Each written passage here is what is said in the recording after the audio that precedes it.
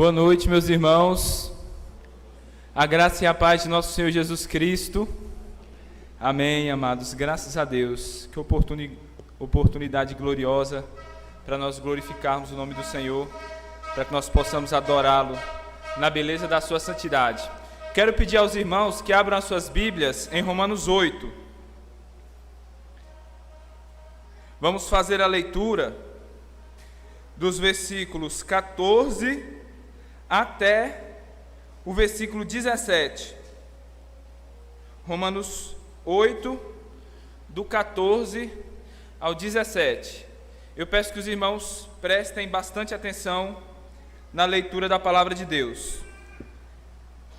Está dito assim: pois todos os que são guiados pelo Espírito de Deus são filhos de Deus. Porque não recebestes o espírito de escravidão, para outra vez estardes em temor, mas recebeste o espírito de adoção de filhos, pelo qual clamamos: Abba, Pai. O mesmo Espírito testifica com o nosso espírito que somos filhos de Deus. Versículo 17. E se somos filhos, somos logo herdeiros também, herdeiros de Deus e co-herdeiros de Cristo, se é certo que com Ele padecemos, para que também com Ele sejamos glorificados. Vamos ao Senhor em oração, meus irmãos. Pai amado, nós oramos a Ti, ó Deus. Eu peço, Senhor, que pela Tua graça, pela Tua misericórdia, pela sua soberania, ó Pai, nos assista nessa noite com o Teu Espírito Santo, Senhor, tanto ao que prega, quanto ao que ouve, que à medida que eu vou pregando, Senhor, a Tua palavra, ó Deus, o Senhor manifeste o poder do Teu Evangelho, o Senhor manifeste o poder do Teu Espírito, ó Deus, que é poderoso para salvar, regenerando, que é poderoso para salvar, santificando, e que é poderoso, ó Deus, para manter os crentes, os salvos, na direção do Espírito, rumo à glorificação. Eu peço, Senhor, que à medida que eu vou proclamando a Tua palavra, o Espírito trabalhe no coração destes que estão ouvindo, que Ele vá santificando, edificando, consolando e exortando aqueles que já têm crido no nosso Senhor Jesus Cristo. Mas, ó Pai Santo, se há alguém aqui que ainda não creu, se há alguém que é estranho à nova aliança, se há alguém que permanece incrédulo nos seus pecados, sem arrependimento, ó Deus, eu peço então que o vento do Teu Espírito, mediante a pregação da palavra, sopre sobre ele, trazendo vida, trazendo, ó Senhor, a vida que Cristo adquiriu para nós na cruz do Calvário, dando-lhe fé e arrependimento, de modo que ele possa crer e possa se cumprir nele, ó Deus, o nosso texto: aqueles que estão em Cristo, nenhuma condenação para eles há. Eles já não são mais escravos, mas filhos de Deus, por adoção, por meio do Espírito Santo que lhes é dado. Ó Pai Santo, eu peço que o Senhor assista, Senhor, esta pregação com poder, que o Senhor faça a Tua vontade, ó Deus, em nome do Teu Filho, Jesus Cristo, eu te peço, ó Pai. Amém, amém, meus irmãos, glória a Deus, louvado seja o Senhor pelo seu santo evangelho e pela sua palavra. Meus irmãos, nessa noite, dando sequência à nossa série de mensagens sobre a salvação, essa já é, como o Kaique disse, a 13ª mensagem. Nós continuaremos falando sobre a Ordo Salutis, que é aquele termo em latim que significa a ordem da salvação e que consiste na sequência lógica dos atos de Deus para a nossa salvação, que são quais os elos de uma corrente dourada e que compõem a nossa salvação. Nós já falamos sobre eleição, predestinação, já falamos sobre o chamado eficaz, sobre a regeneração. No domingo passado nós falamos sobre justificação e agora nós vamos falar sobre a adoção. Diante disso, eu já quero fazer a primeira pergunta para os irmãos. O que a Bíblia diz sobre a adoção, sobre o ato divino de Deus adotar para a sua família aqueles que creem no Senhor Jesus Cristo. O Catecismo Batista de 1693, na sua pergunta 38, ele questiona: o que é a adoção? E a resposta breve, sucinta e bíblica, como é própria dos catecismos, é: a adoção é o ato da livre graça de Deus. A adoção é um ato gracioso, não é por nada que fazemos, mas provém da graça de Deus. E o catecismo segue dizendo: pelo qual nós somos recebidos dentre o número dos filhos de Deus e adquirimos direito a todos os privilégios que esses filhos de Deus têm. Essa é a definição que os nossos pais batistas deram a respeito do que é biblicamente adoção. Mas agora vamos nos voltar para a palavra de Deus, vamos buscar entender o que é que os nossos pais batistas e puritanos, como foi que eles extraíram este ensino do catecismo referente à adoção a partir das próprias escrituras sagradas. Nós vamos então tomar como ponto de partida, como nós lemos, Romanos 8, dos versículos 14 até o versículo 17, pois essa é uma das principais passagens das Escrituras que falam sobre essa gloriosa doutrina da adoção. Porém, meus irmãos, antes de nós chegarmos ali dos versículos 14 a 17 de Romanos 8, nós vamos ler o que foi dito anteriormente. Vamos fazer uma breve exposição de Romanos 8, do capítulo 1 até chegarmos no capítulo 14, 15, 16 e 17, para que nós possamos ter uma noção mais clara e mais contextualizada daquilo que Paulo fala mais adiante. E aí, à medida que nós vamos agora expondo os versículos aqui, os primeiros versículos do capítulo 8, os irmãos vão guardando essas verdades, vão aí colocando elas na sua mente, porque quando nós chegarmos lá mais na frente, nós vamos amarrar os pontos e as coisas vão fazer mais sentido. Amém, meus irmãos? Então, Paulo começa aqui em Romanos 8, fazendo uma das declarações mais notáveis da Bíblia. Abram as suas Bíblias em Romanos 8, no versículo 1. Paulo começa dizendo assim: agora, pois, já nenhuma condenação há para os que estão em Cristo Jesus. Essa conjunção conclusiva, agora, pois, introduz a grande boa notícia, isto é, o evangelho da nossa salvação, aquela salvação que veio através do descendente da mulher, que foi prometido desde Gênesis 3,15 até Malaquias 4,6, ou seja, ao longo de todo o cânon do Antigo Testamento, aquela salvação prometida agora é cumprida em Cristo Jesus, pois a condenação que todos os homens herdaram do seu pai Adão é agora revogada para todos aqueles que estão em Cristo. Agora, pois, já nenhuma condenação há para os que estão em Cristo Jesus. A declaração de Paulo aqui em Romanos 8, versículo 1, não é apenas um resumo de tudo aquilo, um resumo conclusivo, de tudo aquilo que havia sido dito no versículo do capítulo 1 até o capítulo 7 da Epístola de Paulo aos Romanos, mas é o resumo também do efeito da obra de Cristo, com relação a todos os seus eleitos, pois já nenhuma condenação há para aqueles que pela fé estão unidos a Cristo. Então, a partir dos versículos 2, 3 e 4, Paulo vai descrever com mais detalhes em que consiste essa libertação que Cristo vai nos trazer. Quando a Bíblia diz que não há nenhuma condenação, é porque Cristo nos libertou dessa condenação. Em que consiste a libertação, a salvação que Cristo vem nos trazer dessa condenação? Vamos para o versículo 2. Paulo diz aqui que a lei do Espírito da vida, em Cristo Jesus, nos livrou da lei do pecado e da morte, pelos quais nós éramos escravizados. Agora aqui surge uma dúvida para nós, e se nós fizermos uma leitura superficial, podemos entreter essa noção que não é exatamente o que a Bíblia quer nos dizer. Quando a Bíblia diz que a lei sob a qual nós estávamos escravizados é a lei do pecado e da morte, nós podemos pensar que essa lei é ruim, que é uma lei ruim, mas não é assim.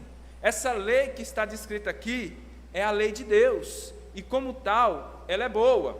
Vamos voltar um capítulo e vamos lá para Romanos 7, a partir do versículo 7 até o versículo 9, para nós entendermos aqui como essa lei se tornou para nós a lei de Deus, a lei do pecado e da morte. Vamos lá para Romanos 7, 7.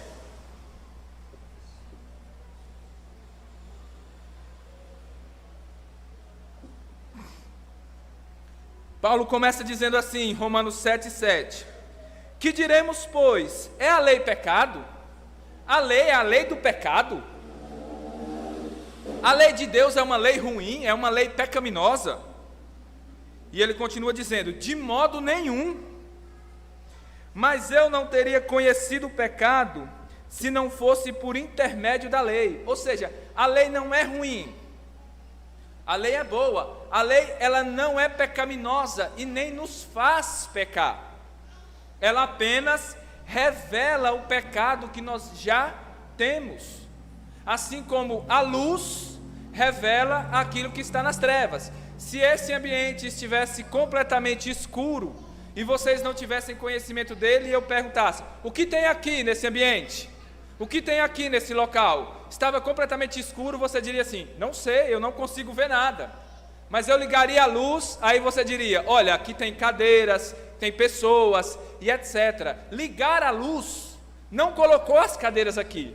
Ligar a luz não colocou pessoas aqui. Mas a partir do momento em que a luz é ligada, você pode então ver o que está lá. Assim é a lei, ela não coloca pecado no homem, ela não faz o homem pecar, ela revela o pecado que ele já tem. É o que Paulo diz, e ele vai seguir dando um exemplo ainda aqui no versículo 7. Pois eu não teria conhecido a cobiça se a lei não dissesse, não cobiçarás. E aí ele vai dar um exemplo. Quando a lei chega para mim e diz assim, não cobice, aquele mandamento quando chega até mim, quando chega até o meu coração, eu posso ver que dentro do meu coração há cobiça. Ele vem como uma luz, me ilumina. Eu não saberia que eu era mau, que eu era pecaminoso, se a lei não tivesse mandado eu não cobiçar. Quando ela mandou eu não cobiçar, eu vi a cobiça em mim, então eu pude ver, eu sou um transgressor dessa lei. Eu sou um pecador. Assim a lei revela que nós somos pecadores. No versículo 8, Paulo continua, mas o pecado, tomando ocasião pelo mandamento, despertou em mim toda sorte de concupiscência. O que Paulo vai dizer aqui em seguida é que a lei, embora ela não colocasse pecado em nós, ela nos incitava ao pecado. E isso não tem a ver com a natureza da lei. A natureza da lei é santa, mas a nossa natureza é má. Nós vemos isso em nossos filhos. Os nossos filhos, eles podem estar quietos, sossegados. Se nós dissermos assim, meu filho, não faça isso, desperta nele um interesse de fazer. Ele está fazendo uma coisa ali de maneira descuidada, aí nós falamos, pare de fazer isso. Ele tem vontade de fazer, desperta nele um desejo de fazer. Nós temos então o desejo de fazer aquilo que é proibido. E se a lei nos ordena a fazer alguma coisa, nós então começamos a ter uma certa aversão por aquilo. A Bíblia nos manda, leia a palavra de Deus. E muitas vezes nós encontramos o nosso coração avesso a isso. Não somente a esse, mas a todos os outros, vários outros mandamentos da palavra da lei de Deus. Então ela incita o pecado, não por ela mesma, mas o pecado é incitado pela nossa própria natureza má. A lei diz assim, isso aqui é mal, e isso aqui é bom.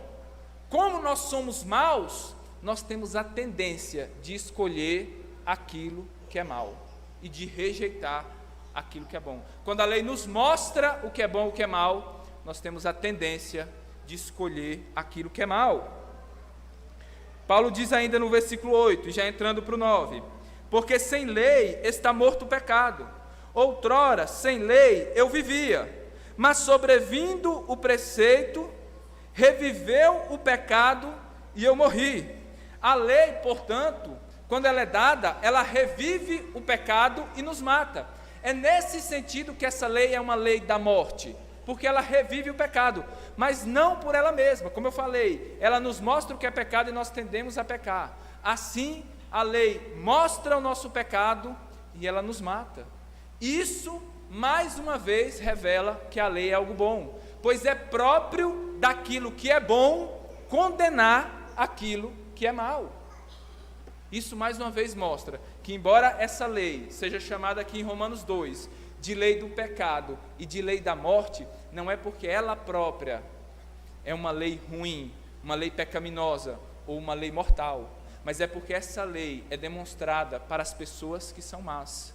E quando aquilo que é bom chega até nós, se torna ocasião de pecado e se torna ocasião de morte. E assim nós morremos. Mas Paulo vai dizer aqui mesmo no versículo 2 de Romanos 8, que nós estamos libertos dessa lei. Essa lei que nos condenava, essa lei boa, mas sendo nós maus, nos condenava, ela já não tem mais o direito de nos condenar. Cristo nos libertou desse direito que a lei tinha de nos condenar. Vamos para o versículo 3 de Romanos 8. Aqui está escrito não apenas que Deus nos livrou do direito que a lei tinha de nos condenar, mas que Ele de fato nos livrou da condenação da lei. Como Ele fez isso? Não apenas fazendo com que a lei não condenasse mais, dizendo assim, ó, lei, pare, não condene mais ele. Não apenas isso, mas Ele nos livrou do direito que a lei tinha de nos condenar, enviando o seu Filho para morrer em nosso lugar. Então o que Ele falou foi assim: lei, não condene mais ele, condene o meu Filho no lugar dele. Eu teria que, como um Deus justo, condenar você, transgressor da lei, mas eu suspendo por um instante a condenação da lei que estava sobre você. Eu envio o meu Filho, eu tiro a condenação que estava sobre você e coloco agora a condenação em cima dele.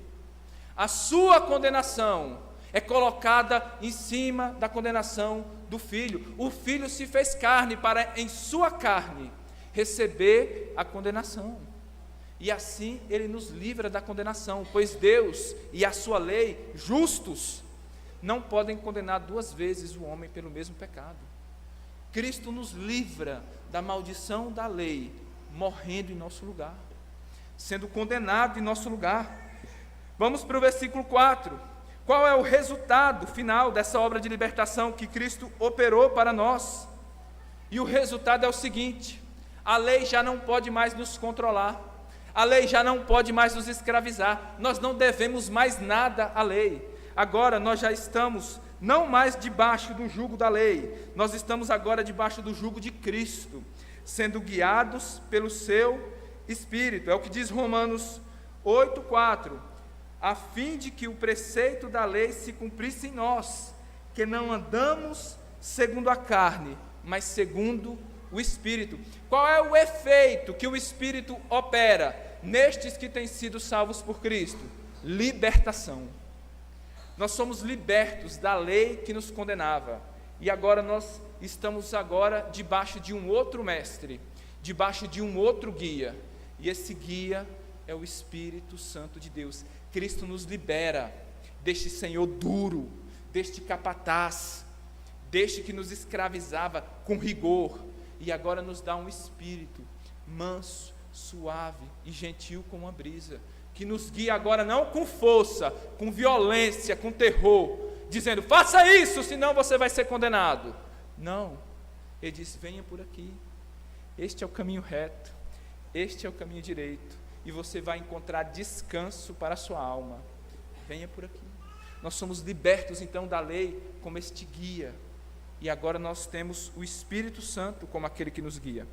Vamos agora para os versículos 5 a 8. Paulo vai descrever aqui aqueles que estão na carne, ou seja, aqueles que ainda não receberam essa transformação gloriosa essa libertação maravilhosa que Cristo veio nos trazer, descritas do versículo 1 ao versículo 4. No versículo 5, que coceira no nariz. No versículo 5, Paulo vai dizer que aqueles que estão na carne, esses que ainda não foram salvos, que não têm o Espírito Santo, eles só buscam as coisas da carne e não buscam as coisas do Espírito. Assim nós podemos discernir quem é que foi liberto por Cristo, aquele que está em Cristo, para quem nenhuma condenação há, e aqueles que ainda estão escravizados pela lei. Eles só buscam as coisas da carne e não as coisas do Espírito. Versículo 6. O que é carnal e não salvo, ele está fisicamente vivo, mas espiritualmente morto. A sua carne está viva, mas a sua alma está morta. Ele tem a aparência de quem vive, mas está morto, porque somente é o Espírito que vivifica, e não a carne. Versículo 7. O que é carnal e não salvo, preste atenção, meus irmãos, está em inimizade contra Deus, e essa inimizade contra Deus é revelada pela rebeldia que ele tem contra a lei de Deus. Como ele é carnal, a sua carne não está sujeita à lei de Deus, e em verdade nem o pode ser. A carne, ela não apenas é inimiga de Deus. Aqueles que estão na carne não somente são inimigos de Deus, porque se eles fossem apenas inimigos de Deus, poderia haver reconciliação, de maneira que uma pessoa carnal poderia estar reconciliada com Deus. Mas a Bíblia diz que não apenas a carne é inimiga de Deus, mas ela é inimizade contra Deus. Não tem como reconciliar a inimizade. É por isso que essas pessoas que estão na carne precisam nascer de novo, nascer do Espírito, para que elas possam então serem reconciliadas com Deus, e ao invés de serem rebeldes contra a lei, guerrearem contra a lei de Deus, passarem agora a ter prazer nessa lei, passarem agora a serem obedientes a essa lei. E no versículo 8, Paulo vai dizer: o que é carnal e não salvo não pode agradar a Deus, pois ele vive apenas para agradar a si mesmo. Meus irmãos, essas características todas que eu estou lendo, as 4 características, versículos 5, 6, 7 e 8, que todos nós tivemos um dia, inclusive essa 8ª característica. A pessoa que está na carne, ela só quer agradar a si mesma. Ela ainda não entendeu, por meio do Espírito Santo, que se ela é serva, ela não vive para agradar a si mesma. Ela vive para agradar ao seu Senhor. Ela vive para obedecer ao seu Senhor. E o agrado dela, o prazer dela, é fazer a vontade de Deus, e não a sua própria. Vocês entendem isso? Nós vivemos para agradar a Deus. Como muitos dos cristãos vivem hoje, para agradarem a si mesmos. Eu quero o emprego que me agrada, esse casamento não me agrada mais, eu vou separar. Esse emprego não me agrada mais, eu vou sair. Essa igreja não me agrada, eu vou sair. Olha, eu não gostei muito dessa música aí, mas quem disse que nós cantamos a música para lhe agradar? Nós cantamos a música para agradar a Deus, porque nós entendemos, nós os que somos salvos, que não vivemos para agradar a nós mesmos, mas para agradar a Deus. Se Deus é agradado, nós somos agradados. Mas se Deus é desagradado, nós não temos prazer nisso. Se nós agradamos a Deus, não importa a quem nós desagradamos. E se nós desagradamos a Deus, não importa a quem nós venhamos agradar.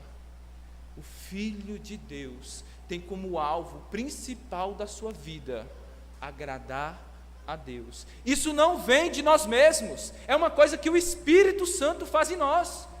Não é uma doutrina dessa igreja, não é uma coisa que eu estava pensando lá em casa e falei, eu vou, no domingo à noite eu vou falar isso para os irmãos. Não, é a palavra de Deus que diz isso. Mediante a exposição da palavra de Deus, examine-se. Você tem vivido para agradar a Deus? Você tem se sujeitado a Deus e a sua lei? Você não tem mais vivido em inimizade contra Deus? Quando a lei de Deus é exposta a você, você não diz assim, Nossa, mas eu acho que isso aí é muito radical. Nossa, eu acho que para servir a Deus não precisa disso aí, não.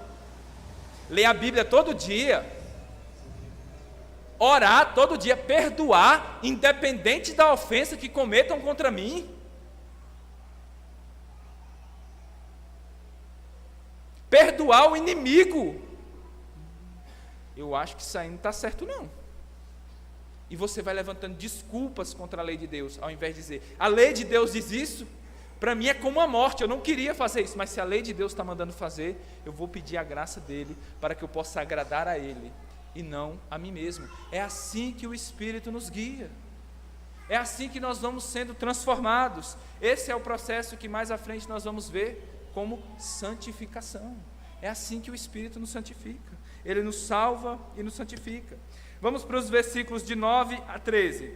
Então nós fechamos esse bloco e entraremos mais especificamente no nosso texto dessa noite. Dos versículos 9 a 13, Paulo agora vai falar daqueles que estão no Espírito. No versículo 9, ele fala que aqueles que estão no Espírito, eles pertencem a Cristo. O Espírito Santo habita em nós. E essa é a prova de que nós pertencemos a Cristo, de que nós estamos em Cristo.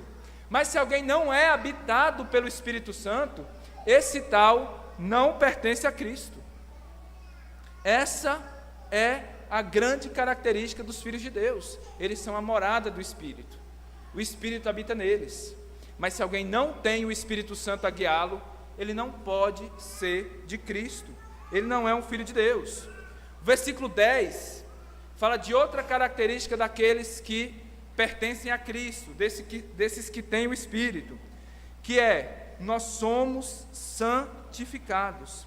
O Espírito Santo que habita em nós, ele vai matando o nosso pecado e vai nos habilitando a viver cada vez mais para Cristo. Esse ato de matar o pecado, nos fazer mortos para o pecado e nos fazer vivos para Deus, é o que nós chamamos de santificação. É por isso que esse Espírito ele é chamado de o Espírito Santo, porque a sua maior ação em nós é nos santificar, nos matar para o pecado e cada vez mais nos tornar vivos para Deus. Versículo 11, nós seremos não apenas vivificados pelo Espírito, mas finalmente ressuscitados pelo Espírito. Se esse Espírito habita em nós, quando nós morrermos, nós seremos ressuscitados. Da mesma maneira que o Espírito ressuscitou a Cristo, ele também nos ressuscitará. Essa é uma grande característica e um privilégio daqueles que são filhos de Deus e que têm o Espírito Santo. Quando nós morrermos, meus irmãos, o mesmo Espírito que ressuscitou a Cristo há 2000 anos atrás, naquela manhã do dia do Senhor, ele mesmo nos ressuscitará, de maneira que nós nunca nos perderemos. Mas esse Espírito nos vivifica para vivermos uma vida para Deus aqui na terra e nos ressuscita para vivermos para sempre uma vida para Deus no céu, na glória. Nós chegamos agora nos versículos 12 e 13. Dos versículos 9, 10 e 11, Paulo está expondo a realidade dos filhos de Deus. Olha, os filhos de Deus são esses que são a habitação do Espírito, que pertencem a Cristo. São esses que são santificados, esses que serão ressuscitados no último dia. Nos versículos 12 e 13, ele faz uma transição. Ele passa da exortação, de uma exposição para uma exortação. Se vocês são esses que têm essas características do Espírito, então agora eu exorto vocês a fazerem essas coisas. Que coisas? Viverem segundo o Espírito Santo e não segundo a carne. É o que ele diz: se vocês têm essa realidade, então vivam segundo o Espírito e não segundo a carne. E ele diz no versículo 13, um versículo chave na nossa luta contra o pecado.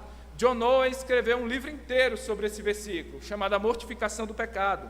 Veja que versículo maravilhoso, um versículo chave para a nossa santificação.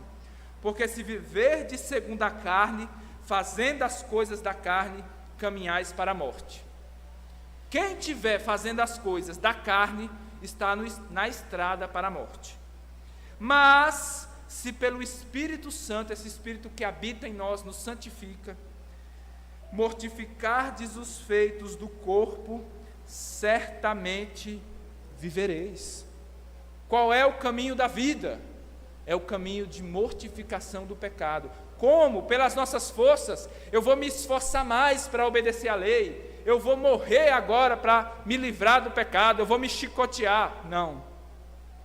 Eu vou confiar cada vez mais no Espírito Santo. Eu vou agir conforme o Espírito Santo. O Espírito Santo mandou eu fazer isso, por fé eu vou buscar fazer. O Espírito Santo está me guiando por aqui, vou buscar fazer. Eu não vou extinguir o Espírito, eu não vou apagar o Espírito, eu não vou entristecer o Espírito, eu vou ser guiado pelo Espírito Santo. E assim eu vou mortificar a carne, eu vou mortificar o pecado, que é a santificação, que se Deus quiser, nós vamos falar sobre isso na próxima pregação. Mas então nós entramos agora nos versículos 14, 15, 16 e 17, que são os versículos-chave da nossa pregação hoje à noite.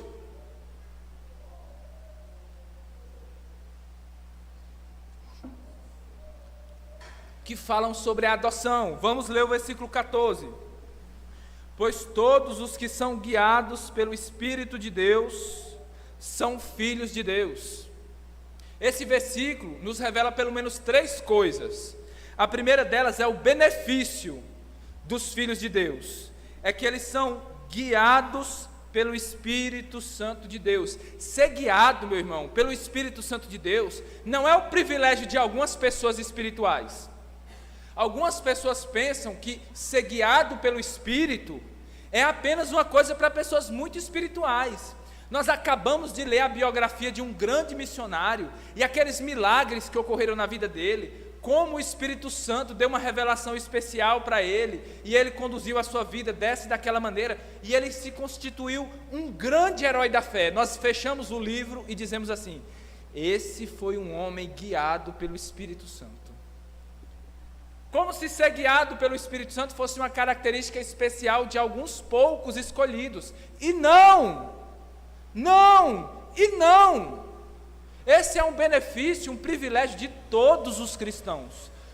Todos os cristãos são guiados pelo Espírito Santo. Se você é um filho de Deus, você é guiado pelo Espírito Santo. Essa é a primeira coisa que esse versículo nos mostra, que os que são guiados pelo Espírito de Deus são filhos de Deus. Quais? O começo do versículo diz: todos. Todos os que são guiados pelo Espírito Santo são filhos de Deus. A segunda coisa que nós podemos ver aqui é em que consiste esse guiar do Espírito Santo.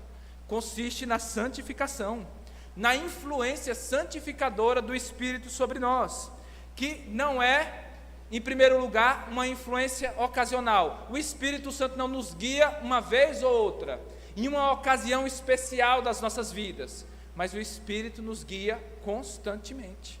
A vida cristã é uma vida no Espírito. A Bíblia nunca nos manda cair no Espírito, ela nos manda andar no Espírito, viver no Espírito. A vida do crente é uma vida que é constantemente guiada pelo Espírito, por essa influência santificadora, esse poder santificador. Em segundo lugar, o Espírito Santo ele não nos guia apenas como se ele nos apontasse a direção para onde nós temos que ir, o que nós devemos fazer, e nos orientasse, e nos defendesse nesse caminho. E ele também faz muito disso. O Espírito Santo nos guarda, o Espírito Santo nos guia. Mas esse guiar do Espírito Santo, primariamente, significa nos corrigir. Nós queremos fazer uma coisa errada e o Espírito Santo nos convence de pecado, diz: não faça isso, que isso é errado, isso é pecado. Quando nós fazemos a coisa errada, vem aquela pontada na nossa consciência que dói mais do que uma punhalada no coração. Você errou, volte, não vá por esse caminho, volte atrás, arrependa-se. O Espírito Santo nos guia então, em segundo lugar, nos corrigindo, convencendo dos nossos pecados, tirando-nos da direção errada e nos apontando de novo no caminho da vida. Em terceiro lugar, ele não apenas nos guia e nos orienta de maneira teórica, como se ele fosse um professor que ficasse assim de longe gritando para nós: vai para a direita, vai para a esquerda, faça isso, faça aquilo. Não, ele não apenas nos dá a direção e a ordem, mas Ele nos dá o poder.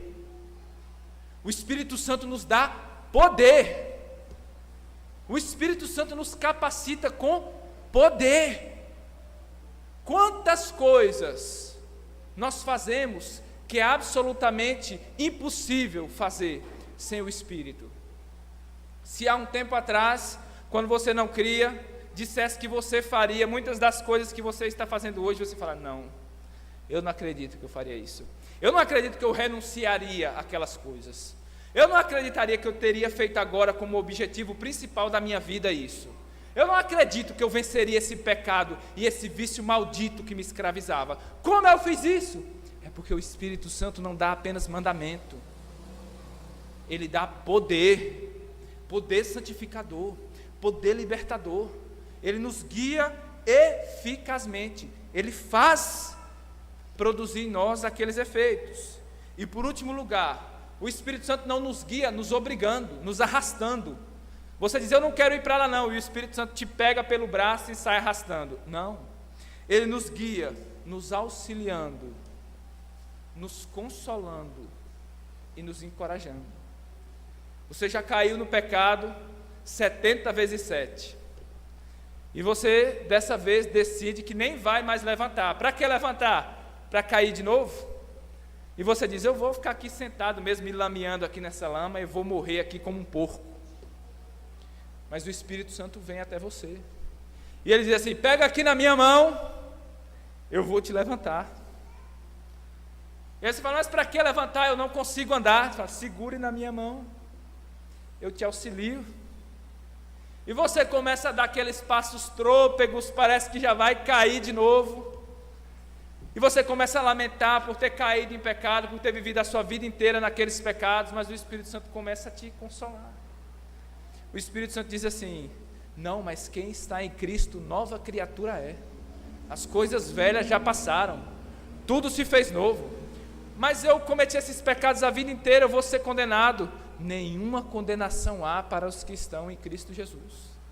Vamos lá, vamos, eu te guio, eu te sustento pela mão, vamos juntos. Assim o Espírito Santo nos guia, meus irmãos, como um amigo, uma pessoa, um divino companheiro, substituto de Cristo para nos guiar à glória. O Espírito Santo nos guia docemente. Isso é o guiar do Espírito. Esse é o processo de santificação. Às vezes o Espírito Santo nos santifica nos consolando, nos santifica nos lembrando da promessa de Deus, nos encorajando a seguir adiante depois de tantos fracassos. O Espírito Santo nos guia. Em terceiro lugar, nós vemos aqui os frutos do Espírito. Ser guiado pelo Espírito é manifestar os frutos dele, como estão lá em Gálatas 5, 22 a 23. Mas o fruto do Espírito é amor, alegria, paz, longanimidade, benignidade, bondade, mansidão e domínio próprio. Vamos para o versículo 5. O versículo 5 diz, pois não recebestes o espírito de escravidão. A gente não podia receber o espírito de escravidão, sabe por quê? Porque nós já tínhamos. Assim como nós não poderíamos receber pecados. Por quê? Porque nós já tínhamos pecado.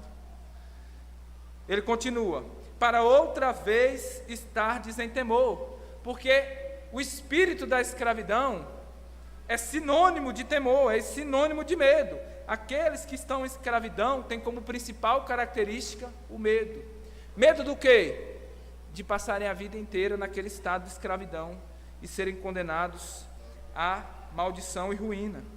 Paulo diz, mas recebestes o espírito de adoção, pelo qual clamamos, Abba, Pai. Paulo aqui está trazendo uma figura que era muito comum nos dias dele, mas que em nosso dia talvez esteja um pouco distante de nós. John Stott diz que o trabalho do pregador é conectar dois mundos. Nós temos aqui o mundo bíblico e o nosso mundo atual. O mundo de 2000 anos atrás e esse mundo agora. O trabalho do expositor é sair desse mundo chegar nesse mundo aqui, pegar as coisas desse mundo, explicar e aplicar para quem está nesse mundo. Trazer o texto bíblico para os nossos dias e a aplicação que ele tem para os nossos dias atuais. Para isso, eu quero agora transportar todos vocês. Vamos entrar numa máquina do tempo e vamos desembarcar lá no século I. Nós chegamos num lugar movimentado, numa rua, onde as pessoas vendem tudo. Aqui está um vendedor de galinhas. Ali, um vendedor de frutas. Ali na frente, um vendedor de ferramentas. E ali do lado, quando você vê, há uma mercadoria estranha ali exposta. São homens, são almas, uma mercadoria viva. Há ali uma feira, onde escravos são vendidos como se fossem meros objetos, como se fossem animais. Imagine então a seguinte situação: um homem muito bem vestido, uma roupa branca resplandecente, sai andando por aquela feira, chega lá no vendedor de escravos e diz: bom dia, eu vim olhar aqui as suas mercadorias, eu vim para libertar um deles. E ele começa a olhar os escravos lá, tem muitos, e ele de repente olha para um deles e diz assim: você, levante-se, é você que eu vim buscar. E aquele homem trêmulo, assustado, se levanta, com misto de alegria e de tremor, pois ele sabe que agora ele vai pertencer a um novo dono. Se esse dono for um bom dono, ele vai ser feliz.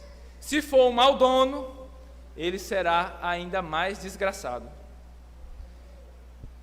E o dono de escravos fala: me dê o dinheiro, ele vale 30 moedas de prata. E aquele homem fala assim: ele já foi comprado, veja aqui. E entrega um escrito, uma carta de alforria, de redenção. Ele diz: vê aqui essas letras vermelhas, carmesim, o preço já foi pago, este homem é livre. Eu vim anunciar a redenção dele, eu vim anunciar que agora ele é um homem livre. Levante-se, venha comigo. Pega na mão daquele escravo, e ele fica até temeroso: como esse homem tão chique assim, bonito, vai pegar na minha mão? E aí, aquele homem com o escravo na mão diz: como é o seu nome?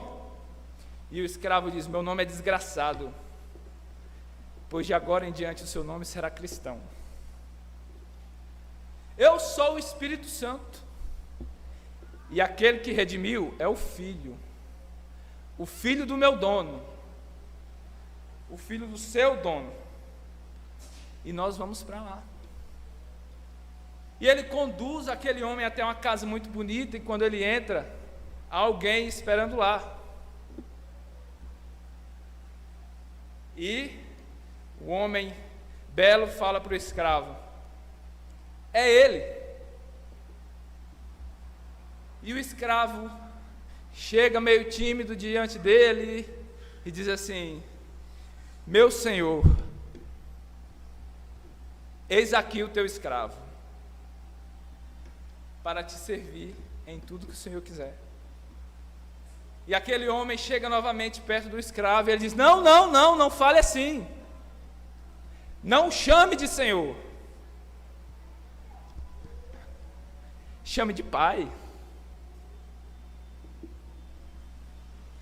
Você não vem aqui como escravo mais, você é filho. Não diga Senhor, diga assim: Abba, Pai. Você é herdeiro de todas essas coisas, Ele é o seu Pai.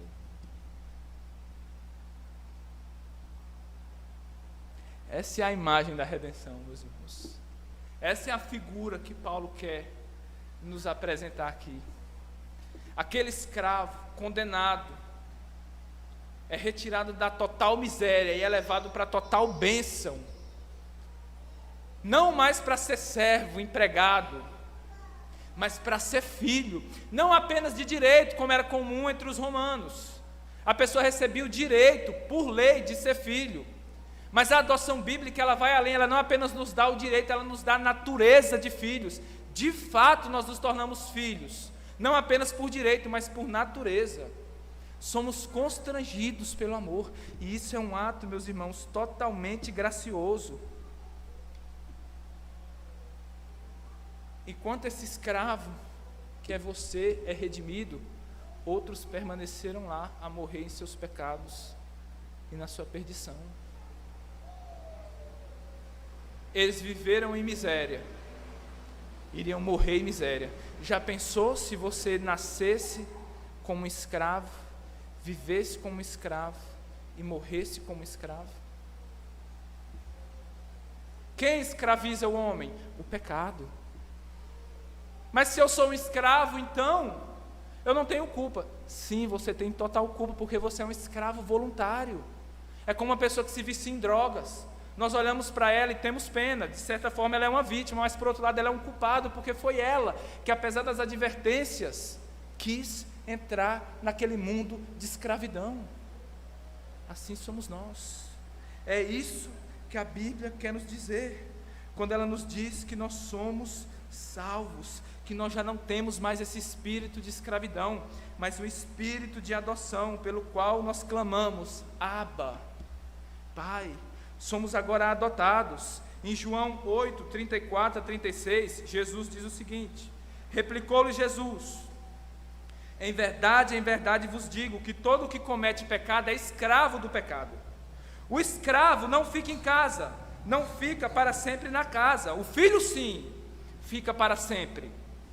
Se, pois, o Filho do homem vos libertar, verdadeiramente sereis livres. Você não chegou na casa de Deus agora como escravo, que Ele pode amanhã não gostar mais do seu serviço e dizer assim: eu não gostei desse escravo não, eu não gostei do serviço dele não, vou vender ele, vou comprar outro melhor do que ele. Não! Você não entrou lá como escravo, mas como filho. O escravo não permanece em casa para sempre, mas o filho permanece para sempre. Se, pois, o Filho do homem vos libertar, verdadeiramente sereis livres, filhos livres, e não escravos, com aquele espírito servil. Mas todos quantos o receberam a Cristo, deu-lhes o poder de serem feitos filhos de Deus, a saber, os que creem no seu nome. Vede então, meus irmãos, quão grande amor nos tem concedido o Pai, a ponto de sermos chamados filhos de Deus. De fato, nós somos filhos de Deus. É isso que significa ser adotado. Então nós passamos agora a clamar Abba, Pai. Essa palavra Abba é uma palavra siríaca ou aramaica. Siríaco e aramaico são a mesma coisa. São a linguagem geralmente vigente no tempo de Jesus. As palavras a linguagem que os hebreus passaram a usar depois que eles foram deportados da Babilônia. Essa palavra, então, Abba, geralmente era uma palavra usada para criancinhas, para se referirem ao seu pai, mas é uma palavra que, primeiramente na Bíblia, é usada pelo Senhor Jesus Cristo. Lá em Marcos 14, 36, Jesus Cristo diz: Abba, Pai, todas as coisas te são possíveis, passe de mim esse cálice, contudo não seja feito como eu quero, mas como tu queres. Essa é uma linguagem própria do Senhor Jesus como filho, que Ele nos concede o mesmo privilégio, como co-herdeiros de Deus com Ele, falar essas mesmas palavras. Abba, Pai, é a mesma coisa que está escrita lá em Gálatas 4, do versículo 4 a 7, que eu não vou ler tudo para remirmos o tempo, mas vamos ler apenas o versículo 6 de Gálatas 4. E porque sois filhos, Deus enviou ao nosso coração o Espírito do seu Filho, e por meio do Espírito nós clamamos Abba, Pai. Antes de ser convertido, quando eu comecei a ler a Bíblia e ter os primeiros entendimentos da palavra de Deus, eu não tinha, irmãos, a menor coragem de chamar Deus de Pai. Principalmente porque durante toda a minha vida eu me acostumei a não chamar ninguém de pai. Eu fui criado pelos meus avós.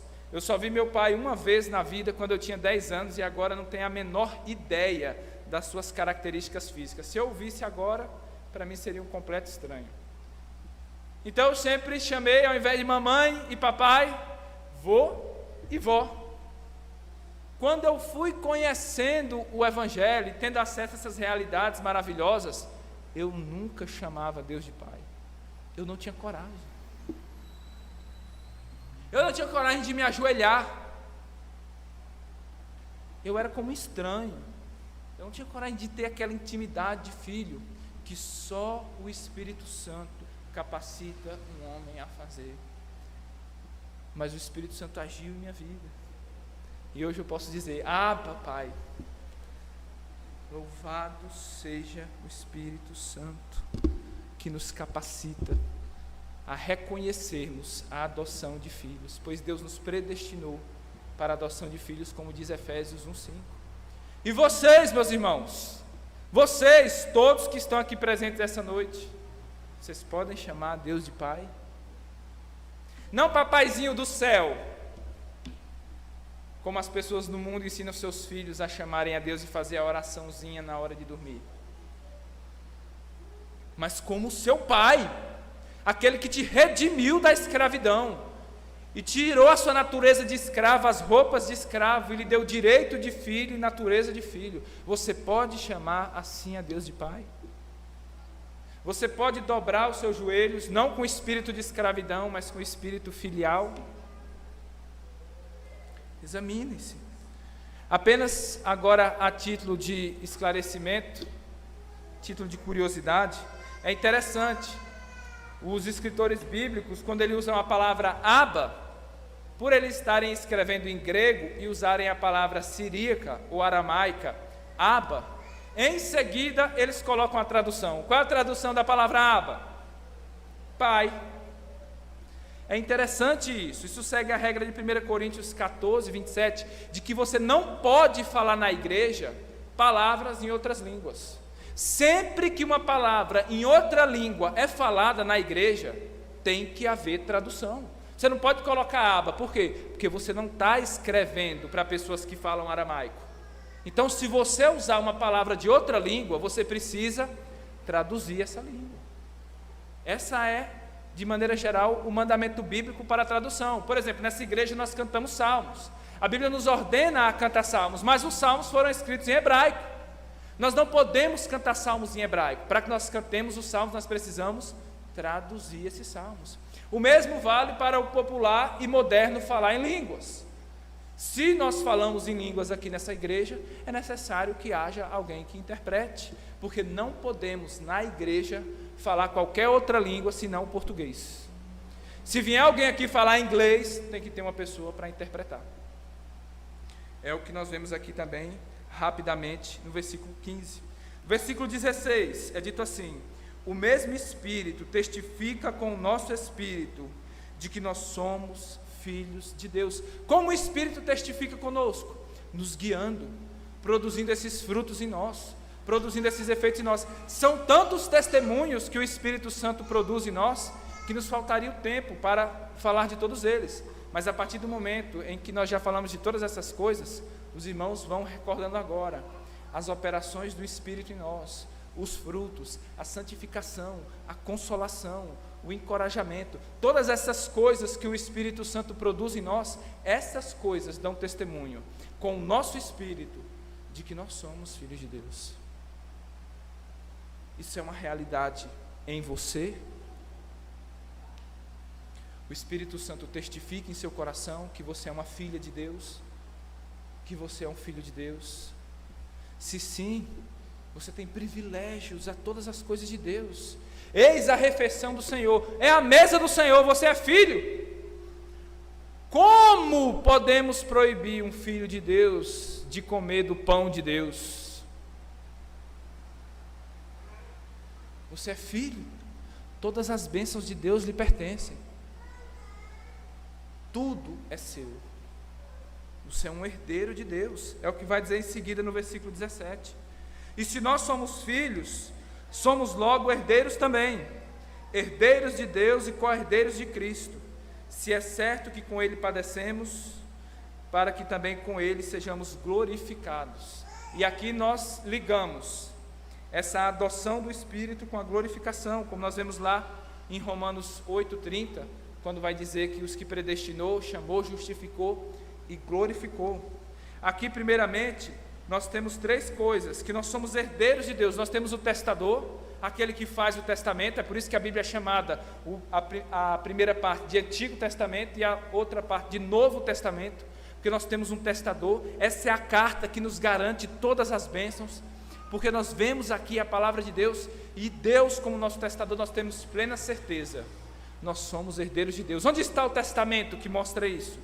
Que mostra que você é um herdeiro de Deus? Eis aqui. Eis aqui a prova irrefutável. Eis aqui o testamento de Deus. Temos também os herdeiros. Cristo é o herdeiro, o grande herdeiro de Deus, de todas as coisas de Deus. E nós somos herdeiros em Cristo. Se o cabeça é herdeiro, o corpo é herdeiro junto. Se o noivo é herdeiro, a noiva é herdeira junta. Tudo que o noivo possui, a noiva possui também. Eles são uma só carne. Cristo é o herdeiro e nós somos co-herdeiros juntamente com Cristo. E a herança? Deus e as suas bênçãos, as bênçãos da graça e todas as bênçãos da glória no porvir. Em segundo lugar, aqui no finalzinho do versículo 17, nós temos uma ligação entre a filiação e o sofrimento. Veja o que está escrito aí no finalzinho do versículo 17: se é certo que com Ele padecemos, para que também com Ele sejamos glorificados. Cristo sofreu pela nossa causa, para que nós sofrêssemos por causa de Cristo. Se é certo que com Ele sofremos, com Ele nós também seremos glorificados. Evitar o sofrimento é evitar a glória. Mas se sofrermos, não fique triste porque você sofreu, porque esse sofrimento, essa tribulação por Cristo, leve e momentânea, está operando para você um peso de glória muito excelente. Cada vez que você sofre por Cristo, é uma porção de glória a mais que você receberá. Portanto, não tenha medo do sofrimento. Abrace o sofrimento, diga: venha sofrimento, você é minha glória. Pois se com Cristo eu sofro, com Cristo eu serei glorificado. Amém, meus irmãos? Vamos agora para 5 breves aplicações. Então nós encerramos. A primeira aplicação: Deus nos capacita para sermos abençoados, para que Deus nos fizesse herdeiros dele, co-herdeiros com Cristo de todas as bênçãos. Ele primeiramente nos faz filhos. Ser herdeiro é uma consequência de ser filho, de ser adotado, receber esse espírito de adoção. Em outras palavras também nós podemos dizer um espírito de filiação, o espírito que é próprio daqueles que são filhos de Deus. Mas nós somos filhos de quem?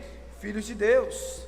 Essa passagem então, essa passagem de Romanos 8 ilustra a graça maravilhosa, a verdade maravilhosa, de que a única maneira de nós recebermos a graça de Deus é se nós recebermos graça de Deus antes. É por isso que João 1,16 fala que em Cristo nós recebemos graça por graça. Deus, querendo te preparar para a graça de ser um herdeiro dele, Ele lhe dá a graça de ser um filho dele, de adotá-lo em sua família. Deus nos fez idôneos para participar da herança dos filhos na luz, o qual nos tirou das potestades das trevas e nos trouxe para o reino do Filho do seu amor. Colossenses 1, do 12 ao 13. Saibam, em primeiro lugar, tenham plena certeza disso. Vocês receberam graça por graça. Se vocês são filhos, vocês são também herdeiros. Deus não negará nenhum bem a vocês. Se Ele nos deu o próprio Filho dele, como Ele nos negará qualquer outra coisa? Ele já preparou vocês para herdarem todos os bens dele. Como? Fazendo de vocês filhos, adotando vocês. Mas a segunda aplicação vem em forma de pergunta. Sem dúvida, Deus fez dos seus filhos seus herdeiros, mas a pergunta é: você é filho de Deus? Mediante tudo isso que foi dito, você é filho de Deus? Você tem essas características? Meus irmãos, a fraternidade universal é uma mentira. Nós vemos na televisão, nós vemos naqueles eventos públicos, nas pessoas que são politicamente corretas, dizendo assim: todos nós somos irmãos, vamos dar as mãos e vivermos como uma grande família. Não, nós não somos todos irmãos, pelo simples fato de que nós não temos todos o mesmo Pai, não somos filhos do mesmo Pai. Em João 8,44, Jesus Cristo diz que aqueles que não creem nele, têm por pai o diabo. Você acha que uma pessoa que tem por pai ao diabo é irmão de um filho de Deus? Só se Deus fosse casado com o diabo. É impossível. É impossível. A Bíblia diz então que há os filhos de Deus e há também os filhos do diabo. E esses filhos do diabo são descritos em Romanos 8,9 como filhos da carne. Em Lucas 16,8 como filhos deste mundo. Em Efésios 2,2 como filhos da desobediência. Em João 17,12 como filhos da perdição. E em Efésios 2,3 como filhos da ira. Esses são aqueles que não são filhos de Deus. Mas quem são então os filhos de Deus, para que você saiba se você é um filho de Deus ou não? Gálatas 3,26 nos dá a resposta: pois todos vós sois filhos de Deus, mediante a fé em Cristo Jesus. Você crê em Cristo Jesus? Se você crê, você é um filho de Deus. Mas enquanto você não crê, você permanece escravo do diabo, escravo do pecado, filho da carne, filho do mundo, filho da ira, filho da desobediência. Que condição miserável! Por que permanecer nessa condição miserável? Se Deus se torna o Pai de todos aqueles que pela fé recebem a Cristo, todos aqueles que creem são filhos de Deus, e somente esses. Você crê? Em seguida, a terceira aplicação é que essa adoção nos dá um privilégio maravilhoso, embora extremamente negligenciado. Nos dá o privilégio da oração. Assim como lá em Mateus 6,9, quando Jesus Cristo começa a nos ensinar a oração do Pai Nosso, a adoção nos capacita a dizer Pai, nos capacita a clamar, nos capacita a orar. Vocês têm orado, meus irmãos? Que pai há que não conversa com filho? Ou vocês têm sido filhos rebeldes que desprezam o pai? Vocês têm orado? Qual foi a última vez que você orou durante meia hora? Falar de orar meia hora parece um legalismo para você? Uma prisão para você? Um mandamento da carne para você? Meus irmãos, nós temos acesso para chamar Deus de Pai. Usemos o acesso, não como escravo, como filho. Você chega e diz: Pai, quantos pecados em minha vida, estou com problemas no trabalho, fale das suas aflições, fale das suas bênçãos. Pai, como eu te agradeço por ter me dado essa esposa, por ter me dado essa igreja, por ter esse trabalho, por ter esses filhos, por ter a Cristo. Converse com Ele, não falta assunto para conversar com Ele. Mas você já chegou num lugar que tinha uma pessoa estranha e você não tinha assunto para conversar com ela? Você falou: tudo bem, tudo bem. Como é seu nome? Fulano. Ah, tudo bem. O meu é esse. Ah, tá bom. O dia está quente hoje, né? Tá. Né? Você conhece o fulano aqui, o dono da casa? Conheço. Não tem como conversar com essa pessoa. Eu sou um estranho para ele, ele é um estranho para mim. Será que nós temos essa mesma atitude com Deus? Nós não conseguimos conversar com Deus porque não tem assunto. Mas quando nós encontramos aquele amigo de infância lá de trás, você fala: meu Deus, é novidade demais.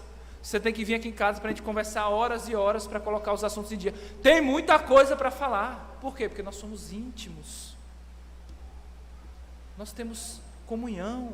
Nós vivemos muitas coisas juntos. Então nós temos muitas coisas para recordar. Muita conversa para ser dita. Vocês têm, meus irmãos, vivido como filhos ou como escravos nesse assunto da oração? Porque antes o escravo não podia dirigir a palavra para o seu senhor. Se ele dissesse: patrão, o quê? Cala sua boca, não fale comigo até que eu me dirija a você. Mas um filho pode chegar a hora que quiser e dizer: pai. Quarto lugar, nós podemos sofrer, meus irmãos, como filhos. Nós não sofremos como escravos, que levam aquelas chicotadas, que trabalham dia e noite, e aquele sofrimento é em vão, não faz sentido. Mas nós podemos sofrer como filhos, sabendo que nosso sofrimento é uma glória. Entenda isso: se Deus, o Pai, não poupou o seu próprio Filho Jesus Cristo de sofrimento, será que Ele vai nos poupar, irmãos, a nós? Pense nisso, irmãos, pense nisso que a palavra de Deus está dizendo. Não sou eu que estou inventando isso, querendo colocar carga pesada em cima de vocês, com aquele sentimento negativo, aquela coisa pessimista. Não, eu estou falando isso por fidelidade à palavra de Deus. É isso que a palavra de Deus diz. Somos filhos, se com Ele padecemos, com Ele seremos glorificados. William Hendrickson, comentarista, não sou eu, é o William Hendrickson que diz. Ele diz assim: o grande motivo pelo que a maioria dos cristãos não sofrem é porque eles são cristãos medíocres. Por isso que eles não sofrem. Eles não levam a sério o cristianismo. Não há uma luta aguerrida contra a carne. Quando a carne aparece diante dele, ele segue a carne, nega o espírito. Nós somos como? Os cristãos que estão sofrendo, mas entenda, irmão, é sofrendo como filho. Como filho. Se sua mãe ficasse doente e você tivesse que viver dia e noite com ela no hospital, seria pesado para você? Não, porque é minha mãe. Ficar sem dormir é ruim, comer a comida do hospital é ruim, deixar toda a minha vida é ruim, mas para mim não seria um peso, porque é a minha mãe. Jacó trabalhou por Raquel 7 anos e não foi um peso, porque o amor torna esse fardo não uma coisa pesada, mas leve. Por quê? Porque é feito por amor. Ser cristãos, meus irmãos, traz consigo um peso. Nós não vamos para a igreja e nem vamos seguir a Cristo como se isso fosse ganhar um ingresso para um parque de diversões, fosse ganhar um bilhete que nos desse a certeza de ter uma vida sem problemas, sem tristeza, sem doença, sem ser perseguido pelas outras pessoas, sem ser caluniado. Quem segue a Cristo vai ter muitas fontes de sofrimento. E quando o sofrimento vier, você não pode dizer assim: esse sofrimento é porque eu pequei. Só pode ser. Não, porque eu estou obedecendo, eu leio a Bíblia, eu vou para a igreja, eu oferto na igreja, eu estou obedecendo tudo. Por que sofrimento? Olhe para Cristo, olhe para a vida dele. Ele errou alguma vez? Não, mas por que sofrimento então na vida do filho? Por que tapas, deboches? Por que ele foi chamado de demônio? Todos aqueles que querem viver piedosamente em Cristo Jesus vão sofrer. Não estranhem o sofrimento. Sofrimento para o cristão é glória. No momento é dor. Mas a Bíblia nos diz, é uma dor que produz uma glória. Tenham-se por bem-aventurados se vocês estão sofrendo por causa de Cristo. Se você sofre como malfeitor, se você é uma pessoa egoísta, se você é uma pessoa contenciosa, se você é uma pessoa carnal e por causa da sua carne, do seu próprio pecado você sofre, não tem nenhuma glória para você, mas só vergonha sobre vergonha. Mas se você está sofrendo por Cristo, não se envergonhe, é uma glória para você. Finalmente, em último lugar, meus irmãos, nós somos herdeiros de Deus. Todos os verdadeiros filhos de Deus podem de forma legítima dizer como o salmista, do Salmo 16, os versículos 5 e 6. Coloquem isso no coração de vocês, meus irmãos. Essa palavra do salmista, o salmista diz assim: o Senhor é a porção da minha herança, as linhas caem-me em lugares deliciosos, sim, coube-me uma formosa herança. Que herança? Ele diz: Deus é a porção da minha herança. Nós somos herdeiros de Deus, meus irmãos, mas não apenas dos bens de Deus, do céu, de ruas de ouro, de coisas maravilhosas. Isso tudo seria uma bênção sem fim, e será. Mas quando a Bíblia diz que nós somos herdeiros de Deus, não é apenas que Deus é o testador e nos dá essa herança, mas Deus é a própria herança que é prometida a vocês, filhos de Deus. O próprio Deus é a nossa herança. Deus dá a si mesmo a você. Essa é a sua herança gloriosa. Você não tem criaturas como herança, o Criador é sua herança.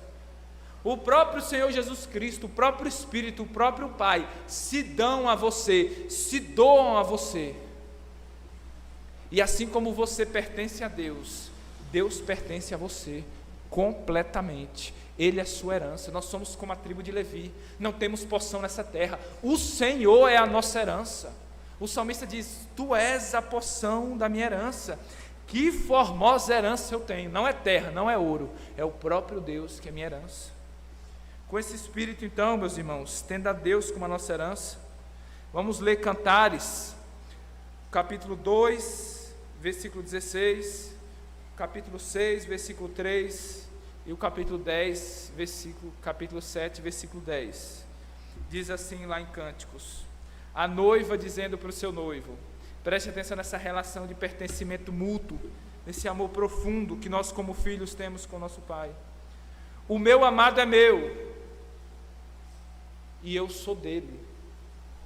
Eu sou do meu amado, e o meu amado é meu. Eu sou do meu amado. Cantares 7:10. E ele me tem afeição. Pensem nisso. Vocês querem palavras de amor? Vocês querem um romance verdadeiro? Vocês querem um amor para o tempo e para a eternidade? Apossem-se deste amado e digam: eu sou do meu amado, e o meu amado é meu. A adoção nos faz filhos de Deus, herdeiros de Deus. Louvemos a Deus, meus irmãos, por tão grande privilégio. Vamos orar? Em seguida celebraremos a ceia do nosso Pai. Ó Deus, nós oramos a Ti e Te agradecemos por tão grande bênção da adoção. Ó Senhor, que grande amor nos tem concedido o Pai, Tu, Senhor, de sermos chamados filhos de Deus, irmãos de Jesus Cristo, co-herdeiros de Cristo, habitação do Espírito, nós, os que cremos no Seu Filho Jesus Cristo. Ó Pai Santo, ó Pai amado, ajuda-nos a viver conforme essa realidade, que não sejamos filhos vivendo como escravos, que não sejamos da casa herdeiros, vivendo como se nós fôssemos pobres, miseráveis, não lançando mão de todos esses privilégios, não nos apossando, deixando de lado o privilégio da oração, não falando com o nosso Deus como se em vez de filho nós fôssemos estranhos e escravos. Ó Senhor, e quando o sofrimento vier, que nós possamos agir, ó Deus, não como aqueles desesperados que não têm esperança, mas como filhos, sabendo que estamos sofrendo como filhos, e é como filhos que nós seremos glorificados, pois que filho há que o Pai não corrija? Esse sofrimento é correção do nosso Pai, para nos fazer cada vez mais semelhantes a Cristo, pois como Cristo sofreu, com Ele nós sofreremos, não simplesmente para sofrermos, mas para sermos glorificados, pois a leve e momentânea tribulação produz um peso de glória para nós. Ó Senhor, e quando formos glorificados, receberemos a nossa herança, que não é ouro nem prata, ó Senhor, mas é Tu mesmo. Tu, Senhor, és a nossa herança. Abre os nossos olhos para contemplarmos a nossa herança. Abre os nossos olhos para ver que nós somos ricos e temos o tesouro infinito, que é pertencer ao próprio Deus. E ter a Deus como pertencendo a nós, um pertencimento mútuo, um laço de amor que nos une por toda a eternidade, de maneira que nós podemos dizer com verdade: eu sou do meu amado Deus, e o meu amado Deus é meu. Ó Senhor, revela-nos, Espírito Santo, essas grandezas, para que nós possamos Te amar cada vez mais, Te louvar cada vez mais, e viver toda a nossa vida nessa esperança, viver toda a nossa vida como os filhos amados de Deus.